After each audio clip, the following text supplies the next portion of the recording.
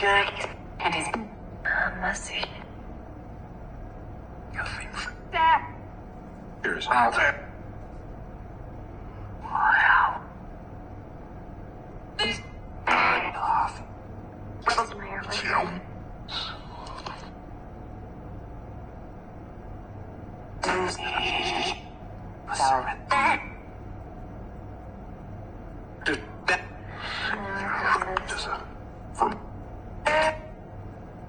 wanna try something here. Let me see.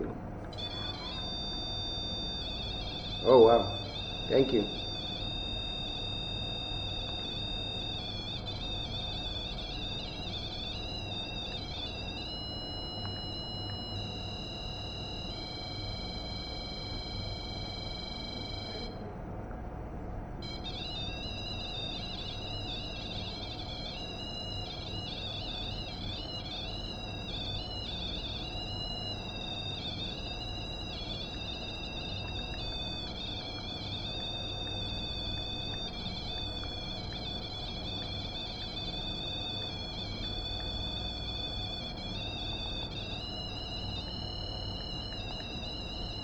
You like those lights?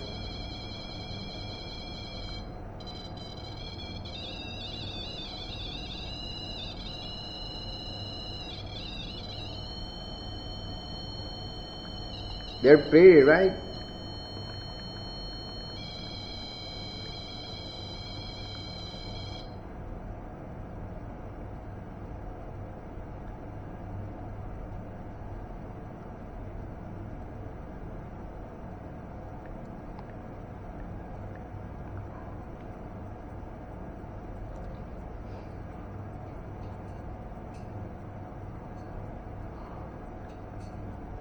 Okay, let's see.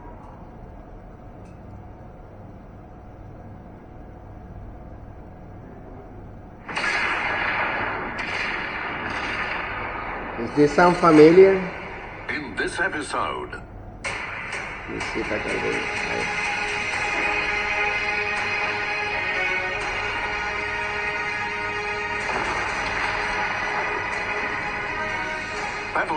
some super battleships.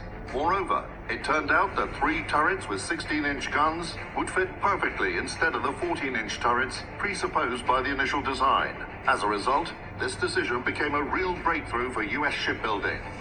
47 men inside the gunhouse of that turret when it leaves the ship.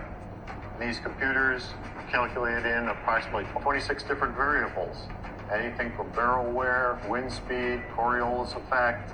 Our ship might be moving in one direction, the target ship in another direction. So the computer is tracking where the future target will be. The computer took 7 men to operate each computer. There would be up to 72 men in these rooms. The rooms are air conditioned for the equipment, not for the men. And we're told it would be up to 90 degrees and 90% humidity in these rooms. So it was very difficult conditions. But these were the battle stations for all those men. By April 1944, North Carolina was equipped with radio location systems, including radars for discovering air and surface targets. Welcome to the USS North Carolina Combat Information Center. Its primary function during an engagement would have been to keep track of all air and surface contacts around the battleship during the war. There was 2 search radars located in this compartment for that purpose. Back behind you was the main air search radar. It was called the SK-2. You could track aircraft, depending on the weather, about 100, 110 miles. And we have the SG surface search radar located Is up that forward true? here. You agree? A large warship such as a battleship or an aircraft carrier at about 25 to 30 miles.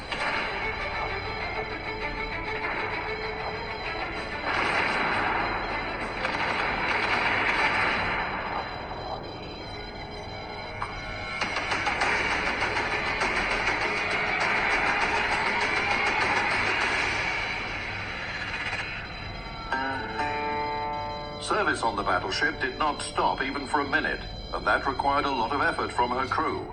At the same time, living conditions on North Carolina were far from comfortable. At the height of the war in the Pacific, There were as many as 2,300 men aboard this ship. So you might be saying, well, where did they all sleep? Well, they slept in berthing apartments like this one that we're in now. This is a quite typical berthing area. There happen to be 80 men in this particular space. The ceilings are quite high, and the racks are, as we call them in the Navy, the beds, the racks are stacked as much as 5 high. You have to be a real contortionist to get into the top rack. These berthing areas are hot, they're crowded, they afford almost no privacy, as you can see. So there was a constant flow of activity in here, constantly guys getting in and out of their beds, using the bathroom, taking showers, getting dressed for work, coming off of work.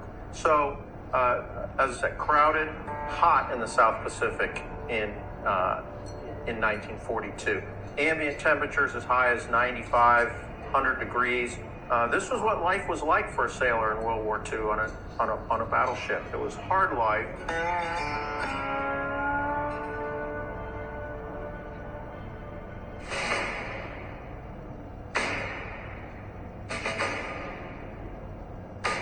On September the 3rd, 1941, the battleship left for her shakedown cruise to the Caribbean Sea.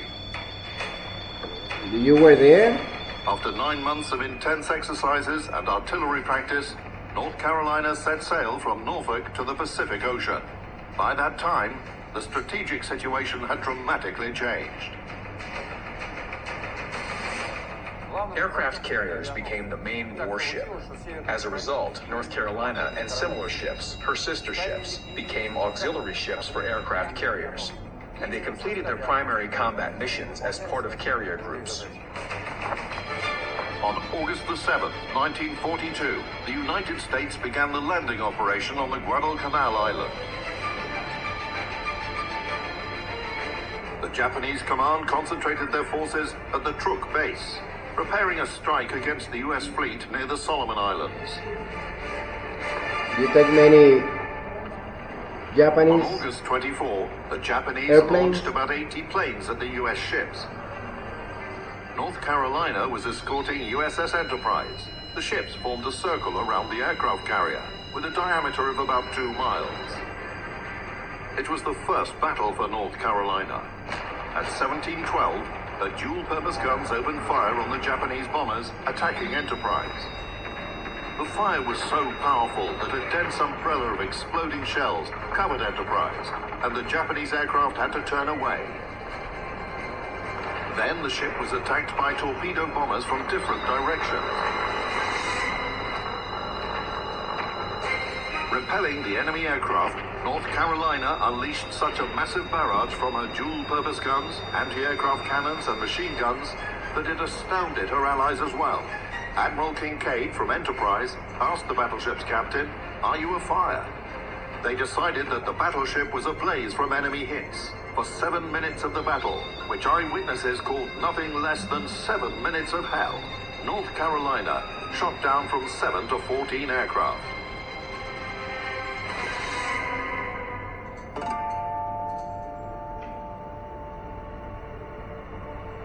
The dual-purpose artillery proved itself during this engagement and in the following operations.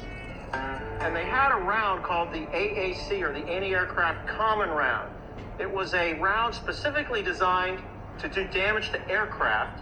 We also had a secret weapon in World War II. We had a proximity fuse on some of our anti-aircraft rounds. They had a teeny little radar system inside the nose cone of the shell, which would detect proximity to an enemy aircraft and detonate without actually having to hit the aircraft.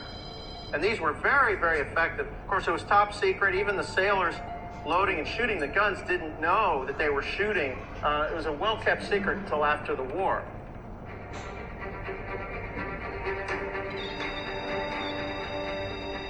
Since her arrival in the Pacific Theater of War, and until the last missions in July 1945, North Carolina never engaged enemy battleships in a direct artillery duel. However, the battleship's artillery was used in all major operations of World War II in that region. Now, North Carolina, in her history, never got a chance to go up against an enemy battleship. But she did fire almost 2,500 rounds against shore targets as part of an amphibious assault. She was part of 9 shore bombardments against the Japanese-held islands, including mainland Japan.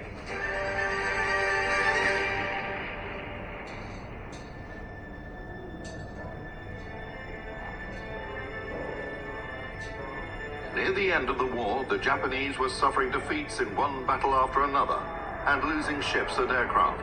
So they resorted to the kamikaze tactic. We're standing on the signal bridge of the battleship North Carolina. And it was on this very spot in 1945 that one of the most tragic events of World War II in the history of this battleship took place. And on that day, 6 April 1945, North Carolina was steaming in company with a U.S. destroyer off its port quarter. So North Carolina was vigorously trying to defend itself from this kamikaze attack, as was the U.S. destroyer. The kamikaze passed over the top of North Carolina and crashed into the sea on our starboard side. The U.S. destroyer was tracking that kamikaze, and unfortunately it did not cease fire soon enough. So one of its last rounds, a 5-inch shell, actually impacted this 5-inch director. Now, there were 15 men inside that director. 3 of them were killed instantly. The other men in there were severely injured, as were others standing around the deck. It was a very tragic example of friendly fire.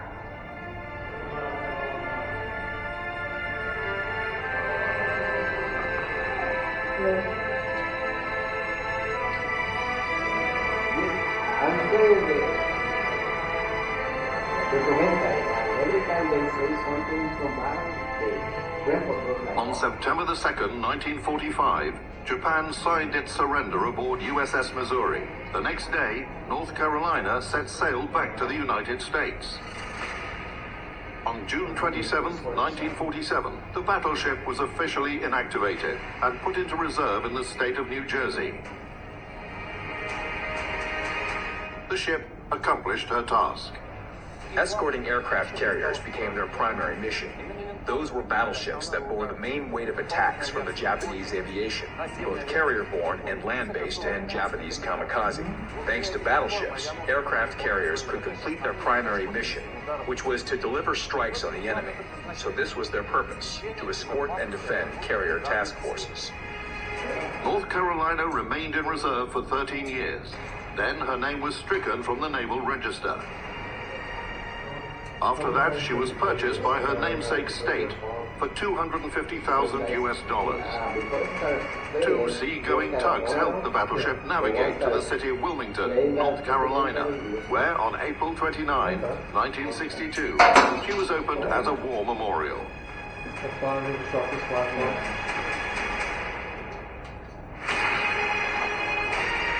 So ever since you started filming, you've been really for a while.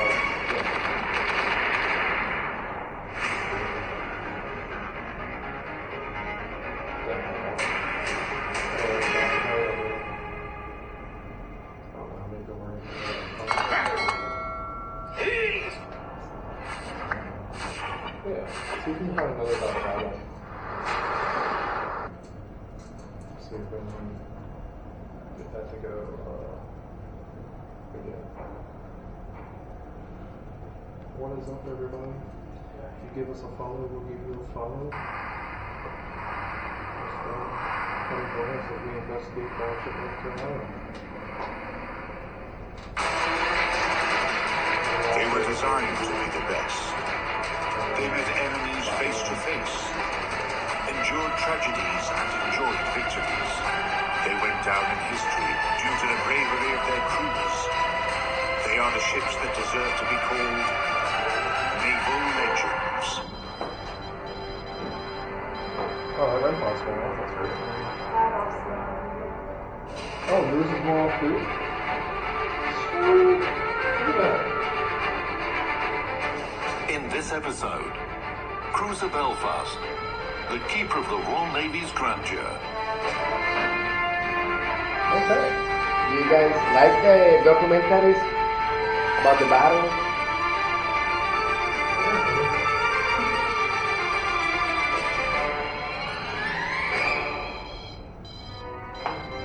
In the beginning beginning of the 1930s, the British Admiralty learned that Japan had begun construction on the new Mogami-class light cruisers, which surpassed the British ships of the same time. In London, it was perceived as a challenge and required an appropriate response. However, to create a worthy adversary for Mogami, the British had to approach the limits imposed by international treaties. Mogami is quite a successful attempt from the Japanese to create something of their own. They managed to do it.